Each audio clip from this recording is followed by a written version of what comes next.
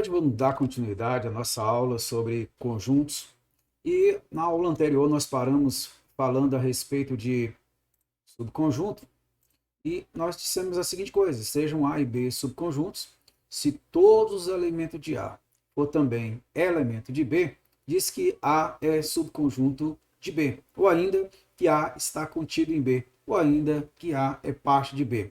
A gente vai ver muito a respeito dessa parte. A está contido em B. Isso representa que A é subconjunto de B. Neste caso, com respeito a essa relação, nós vamos continuar usando A está contido em B, também é chamado de uma relação de inclusão. Então, com respeito a isso, guarda esta informação, relação de inclusão.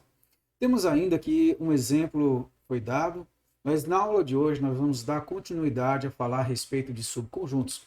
E para isso, temos a primeira observação aqui: para todo conjunto A, vale que A está contido nele mesmo.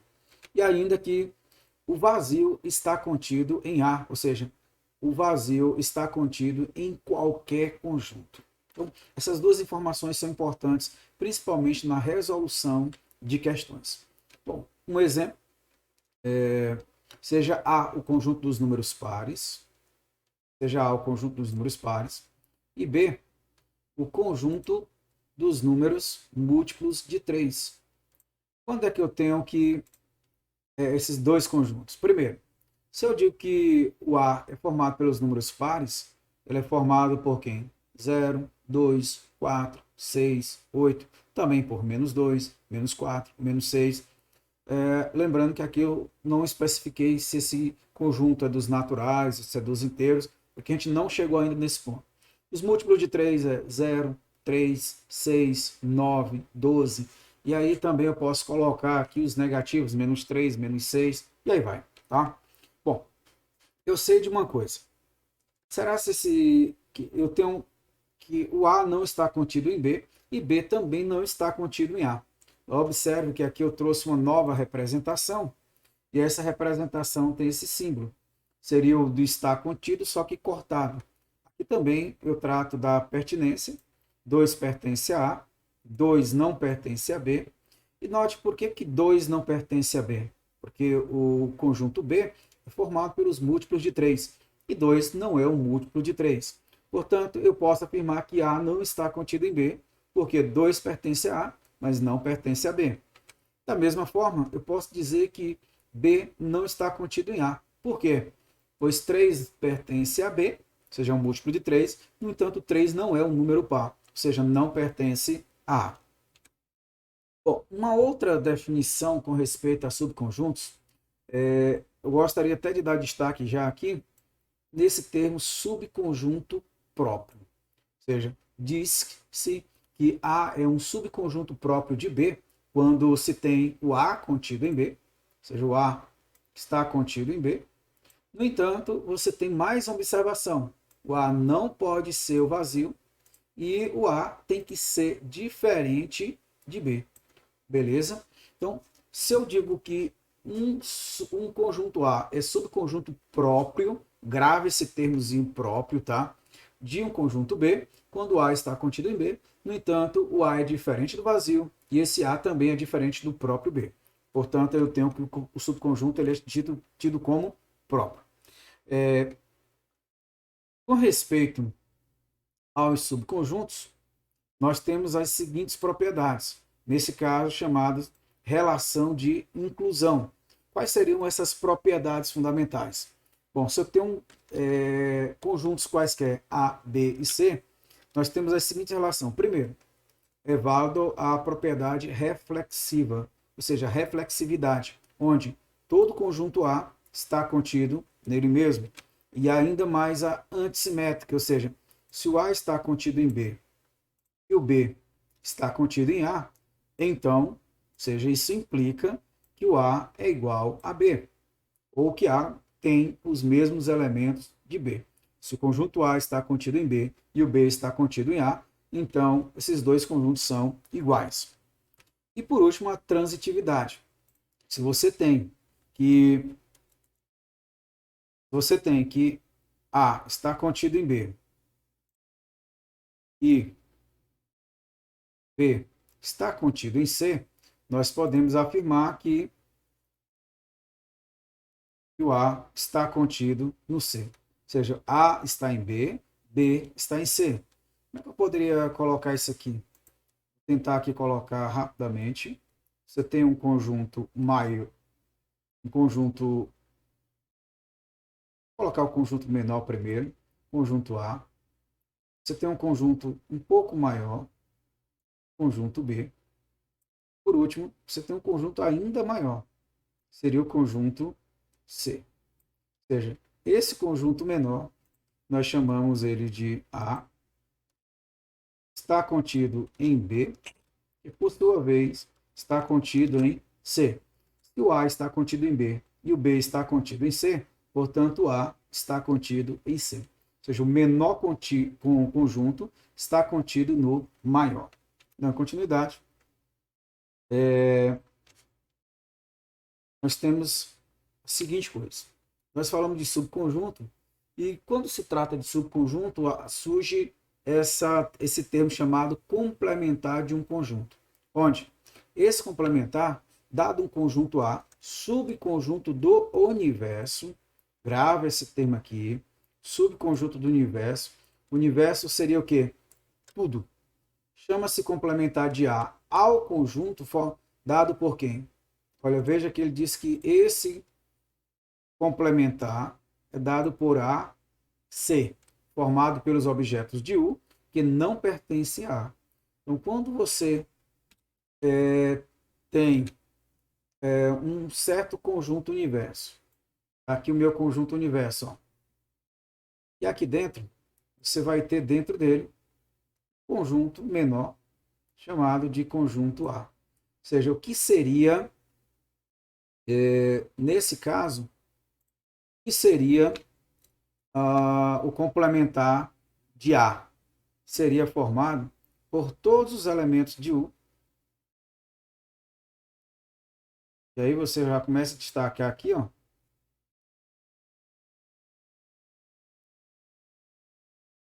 Seria formado por todos os elementos de U.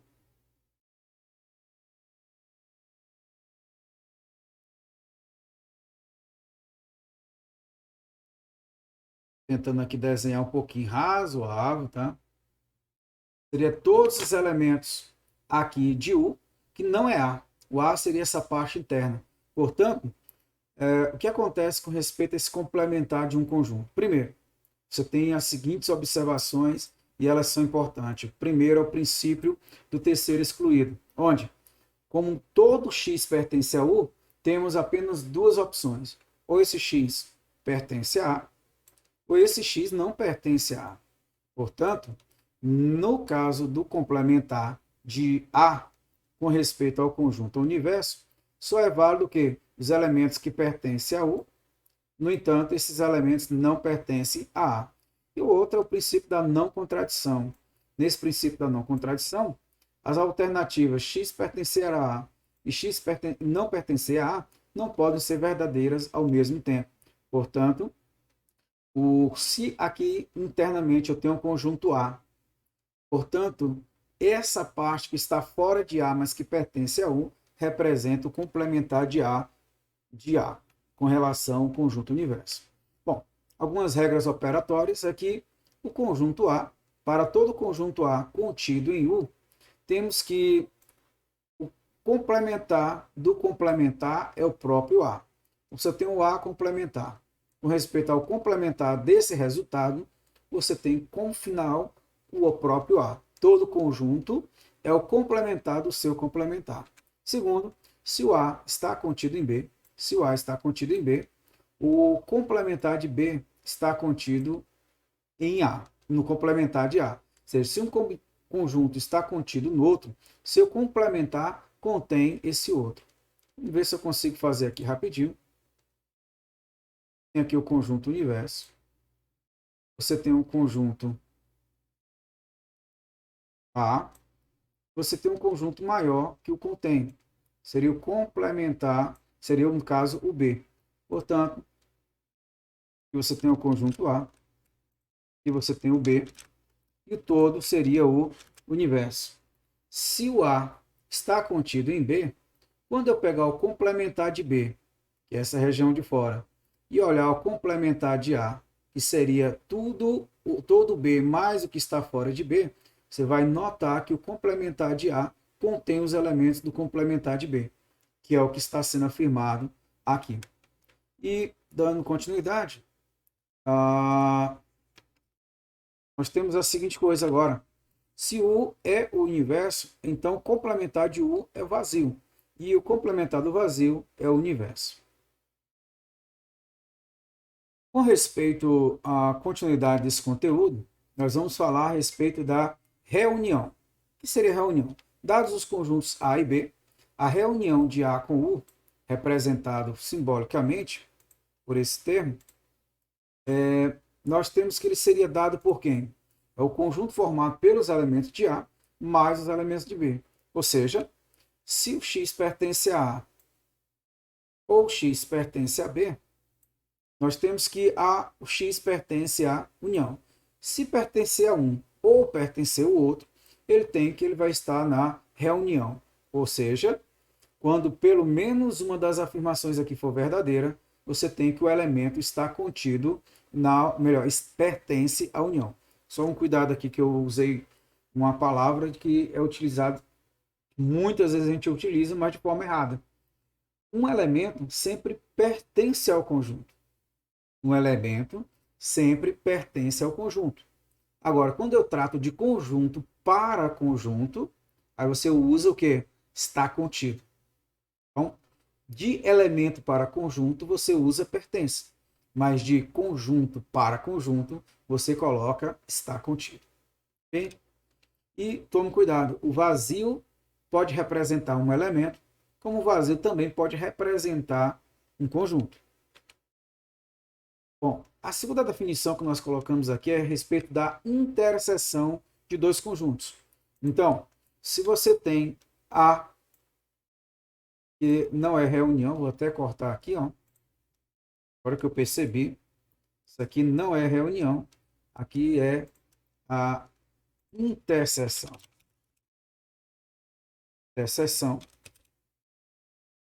A interseção de A com B é o conjunto formado pelo quem? Pelos elementos que são ao mesmo tempo de A e B. A interseção dos elementos tem que pertencer aos dois conjuntos ao mesmo tempo.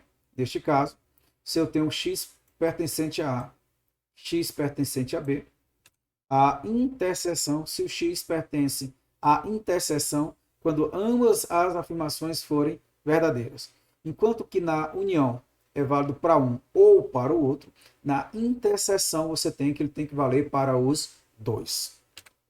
Bom, as propriedades da reunião e da interseção, a primeira delas é que, sendo A, B e C conjuntos quaisquer, valem as seguintes propriedades. Primeiro, a união de A com A é o próprio A. Isso aqui é chamada a propriedade idempotente. Bom, a união de A com o vazio sempre é A, chamado de elemento neutro. No caso, o vazio é o elemento neutro da reunião. Bom, A unida a B é igual a B unida a A. Lembrando que aqui na união de conjuntos, reunião de conjuntos, é válida a propriedade comutativa.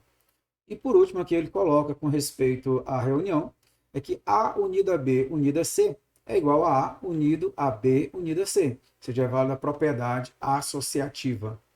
Bom, agora, com respeito às propriedades da interseção, a interseção de A com A é o próprio A, idempotente. A interseção vazio é igual ao próprio A. Esse vazio também é chamado de elemento neutro. Deixa eu só fazer uma correção aqui. A interseção ao vazio. Surgiu-me uma dúvida. Eu gostaria que vocês, alunos, se deparassem com respeito a essa afirmação. E aí a pergunta é, isso que foi escrito é verdadeiro? Ou o professor se equivocou na hora da escrita? Eu vou colocar aqui uma interrogação. Você que está nos assistindo vai se perguntar, vai parar, vai procurar nos livros e verificar se essa afirmativa ela é verdadeira ou ela é falsa. Dê o seu retorno, seja no nosso canal do YouTube, seja na nossa plataforma de estudo Classroom, ok? Bom, a outra propriedade é que a interseção de A com B é a mesma coisa de B com A, chamada propriedade comutativa. E por último, a interseção de A com B, interseção C, ou a interseção de A com B e C é também uma propriedade, válida propriedade associativa. Dando continuidade, muitas vezes nós olhamos para a interseção de dois conjuntos e não há nenhum elemento em comum. Neste caso, sendo a interseção de A com B um conjunto vazio, ou seja, quando A e B não têm elemento comum, A e B são denominados de conjuntos disjuntos. Então, quando você olhar para dois conjuntos e eles não tiverem nenhum elemento em comum, você pode afirmar que esses dois conjuntos são chamados de disjuntos. Bom, também aqui é válido algumas propriedades, e aí eu coloco para você que a partir dessas informações, nós estamos já quase completando a nossa aula de hoje, é que A unido a A interseção B é igual ao próprio A. Vou colocar aqui, deixa eu instigar um pouquinho vocês, prove por meio de diagramas. Grava essa informação aqui, eu vou copiar, eu vou querer que vocês façam essas demonstrações. Bom, você tem que a interseção A unido a B é igual a A unido a interseção de B com C é igual a A unido a B, interseção A unido a C. E a interseção B unido a C é A interseção B unido a A interseção C. Cada um desses aqui, eu vou pedir a vocês que estejam provando por meio de diagramas. Fica como exercício, ok? Então, dando continuidade, nós temos a diferença de conjuntos. Dados dois conjuntos A e B, chama-se diferença de dois conjuntos, ou seja, a diferença entre os conjuntos A e B, o conjunto formado pelos elementos que pertencem a A e não pertence a B, ok? Ou seja, A menos B é dado por todo x, de tal forma que esse x pertence a A, no entanto, esse x não pertence a B. Vamos ver se a gente consegue fazer aqui um diagrama rapidinho. Não sei, vamos fazer aqui, ó. Se eu tenho o conjunto aqui A, eu tenho aqui o conjunto B. Quem seria essa diferença? Quem seria a diferença de B com A? Ou de A menos B? Ele diz que é todos os elementos de A,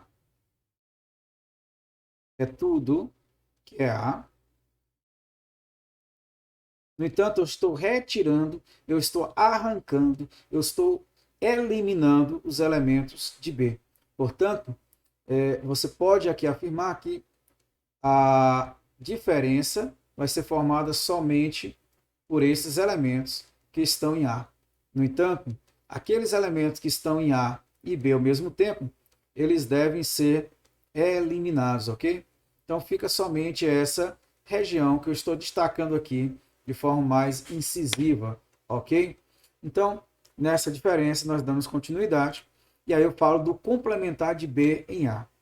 Nós tínhamos falado do complementar de um conjunto, onde o complementar desse conjunto seria o universo retirando os elementos de A. No entanto, quando eu pego o complementar de um conjunto no outro, tem que ser observada a seguinte coisa. Primeiro, se eu quero ser dado dois conjuntos A e B, B tem que estar contido em A. É a primeira coisa. Neste caso, o complementar de B em relação a A será dado por quem? O conjunto formado pelos elementos de A que não pertencem a B. Mas note que aqui o B tem que estar contido em A. Na diferença, vamos voltar aqui rapidinho, na diferença o conjunto B não precisa estar contido em A. Mas quando eu falo no complementar, isso tem que ser verdade. E veja que quando eu olho para cá, para a definição, se você olhar, aqui continua sendo a diferença. No entanto, nessa diferença, é válido que o B tem que estar contido em A. É a diferença que eu vou encontrar entre o complementar de B em A com respeito à diferença de B com relação a A. Tá ok? Bom, de que forma eu poderia fazer um desenho nesse caso? Bom, você teria a seguinte situação. Você tem um conjunto A, você tem um conjunto B. Bom, o que seria a diferença nesse caso? Você pegaria aqui a diferença, ó, somente essa região.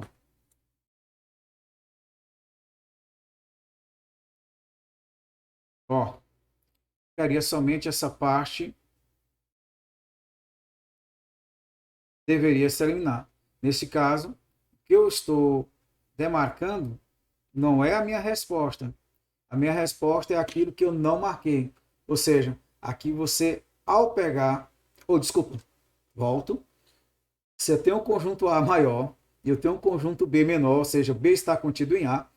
O complementar de B em A seria essa região que ficou demarcada, essa parte interna, que seria o conjunto B. O que tem que acontecer com ele? Ele foi retirado, ok? Se ele foi retirado, permanece apenas a parte que foi marcada, a parte achurada. Bom, por aqui eu encerro a minha aula. Espero que vocês tenham gostado dessa aula. Se apresentarem dúvidas, mandem suas dúvidas e espero que vocês estejam respondendo às atividades. Lembre-se, qualquer dúvida, entre em contato, seja pelo YouTube, seja pelo Classroom, ou mesmo pelo e-mail ou WhatsApp da turma. Se você gostou, dá o seu like, compartilha o link desta aula com os colegas e mais, se inscreva no canal. E até a próxima aula.